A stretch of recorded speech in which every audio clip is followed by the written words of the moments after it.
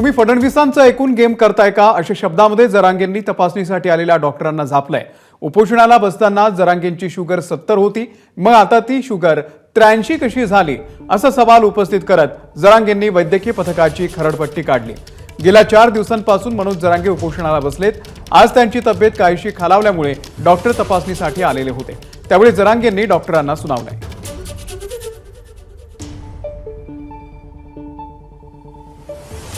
मुद्दाम काहीतरी गेम करायला लागला। डबल चेक करून तुम्ही गेम करायला लागला, 100% गेम करायला लागला। सरकारला खोटी माहिती पुरवायला लागला। तू माझी शुगर कमी व्हायचं, बीपी कमी व्हायचा, तर सरकारला बरोबर मेंटेनन्स आहे, बरोबर आहे असं करून तुम्ही सांगायला लागला। 4 दिवस झाले तर राव, जागा सुद्धा सोडित नाहीत आम्ही।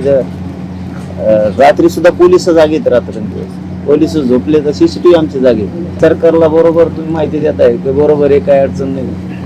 म्हणजे तुम्ही सुद्धा आमच्या संग हात करायला निघाला।